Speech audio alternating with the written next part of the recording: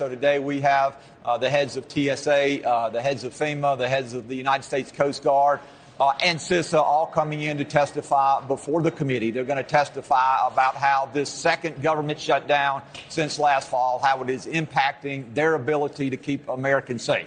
So very important, very timely hearing for us to have so that we can help better educate the American public on the true impact that we're seeing across the Department of Homeland Security agencies. Again, 22 agencies, 260,000 employees, many of who will miss their second paycheck this Friday. Yeah, I mean, it's a huge deal. Many of them have had to, pivot elsewhere to provide for their families in this time. I want to hear about what you're most eager to hear from them in just a moment. But first, does even having this hearing indicate that Republicans and Democrats aren't any closer to striking a deal?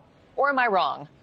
I was optimistic earlier in the week when I saw that Senate Republicans had reached out to their Democratic counterparts. Throughout this shutdown, we've seen that there have really been two main sticking points that Democrats have said they want to have these demands met, and if so, they would be willing to reopen the government. First, they wanted to see new leadership at DHS, and we saw several weeks ago President Trump replaced Kristi Noem with Mark Wayne Mullen. He was confirmed this weekend. So, again, a step in the right direction. And then Democrats also said that what they wanted to do is they wanted to separate ICE. They wanted to separate ICE funding from the rest of THS. That offer was presented to Chuck Schumer yesterday. Chuck Schumer has rejected that.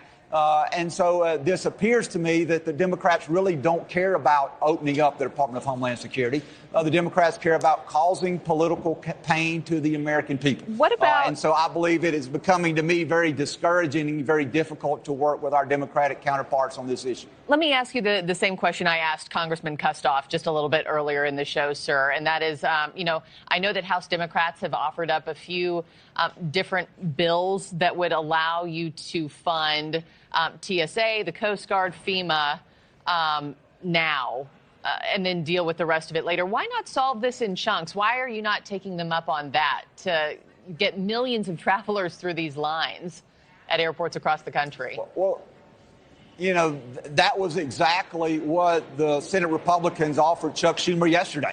They said, hey, you have offered, there are bills out there. Instead of piecemealing this, let's open up every agency outside of ICE, which is the agency that you have the most concerns with. Let's open up all of those agencies, let these people get back to work, let these people get their paycheck, and then we will separate ICE, which has, again, been the contention of this entire battle. And we saw Chuck Schumer reject that. The Democrats have become the party of government shutdown. They shut the government down in the fall. They've shut the government down again, and they are refusing to negotiate in good faith. So Republicans are trying to do everything that we can to make sure that our TSA agents, that our CISA employees, that people at FEMA are getting the checks that they deserve. And at every turn, we're being met with a roadblock from Democratic opposition. Congressman Guest, let me just ask you one more quick question before we run. How nervous are you and is the Republican Party about this shutdown on midterms later this year, 7 or 8 months away? At what point does this become a real election issue for your party? You're in power, so I'm wondering if you're worried that voters will hold you accountable for this.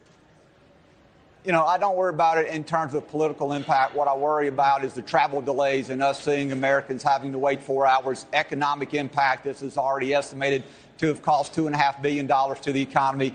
And I'm worried that Americans are less safe today during this shutdown, in a time in which we have a conflict in the Middle East where we should be at a position of heightened security.